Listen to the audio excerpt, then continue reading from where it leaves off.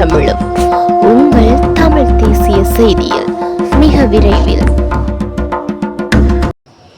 கேகாலை கடந்த 2016 ஆண்டு ஏற்பட்ட இயற்கை அனர்த்தம் மற்றும் மண் சரிவு அபாயம் காரணமாக சுமார் 10 வருடங்களாக இடம்பெயர்ந்து தற்காலிக இடங்களில் வாழ்ந்து வந்த கனேபள்ள தோட்டத்தின் கீழ் பிரிவைச் சேர்ந்த 5 குடும்பங்களுக்கு தற்போதைய அரசாங்கத்தின் நிதி ஒதுக்கீட்டில் அமைக்கப்பட்ட புதிய வீடுகள் இன்று உத்தியோகபூர்வமாக கையளிக்கப்பட்டன.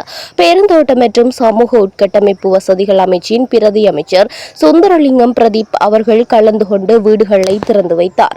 இந்நிகழ்வில் கேகாலை மாவட்ட பாராளுமன்ற உறுப்பினர் நந்தன மில்லகல, மாவட்ட செயலாளர், பிரதேச செயலாளர் உள்ளிட்ட அரசு அதிகாரிகள் பலரும் கலந்து கொண்டனர்.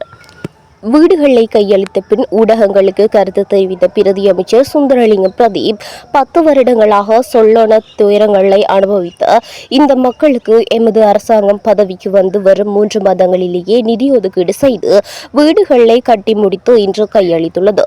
இந்த அரசாங்கம் ஒரு செங்கல்லை கூட இன்னும் நாட்டவில்லை என பாராளுமன்றத்தில் கேள்வி எழுப்பும் எதிர்க்கட்சியினருக்கு நான் ஒரு வேண்டுகோள் விடுக்கின்றேன். எப்படியான் தோட்டைக்கு வந்து பாருங்கள். நாங்கள் மக்களுக்கு வீடுகளை கட்டி முடித்துள்ளோமா இல்லையா என்பது உங்களுக்கு தெரியும். தோட்ட தொழிலாளர்களின் சம்பள விவகாரம் குறித்து பேசிய அவர், ஜனாதிபதியின் வழிகாட்டலில் 1750 ரூபாய் அடிப்படை சம்பளம் வழங்க அனைத்து ஏற்பாடுகளும் செய்யப்பட்டுள்ளதாக குறிப்பிட்டார். கம்பெனிகள் பல்வேறு சாக்கு போக்குகளை சொன்னாலும் வேலை நாட்களை அதிகரிக்கவோ அல்லது நிபந்தனைகளை விதிக்கவோ தேவையில்லை என்றும், ஒரு நாள் வேலை செய்தாலும் 1750 ரூபாய் வழங்கப்பட வேண்டும் என்பதில் அரசாங்கம் உறுதியாக இருப்பதாகவும் தெரிவித்தார். மேலும் கடந்த காலங்களைப் போல அரசியல்வாதிகளின் உறவினர்களுக்கு வீடுகளை கொடுக்கும் கலாச்சாரம் இனி இல்லை என்றும், தகுதியுள்ள பாதிக்கப்பட்ட மக்களுக்கே வீடுகள் சேரும் என்றும் அவர் உறுதியளித்தார். எங்களுக்கு திருடிய அனுபவம் இல்லை, நேர்மையாக சேவை செய்யவே வந்துள்ளோம் என விமர்சனங்களுக்கு அவர் பதிலடி கொடுத்தார். கைது நடவடிக்கைகள் அரசியல் பழிவாங்கலாமா?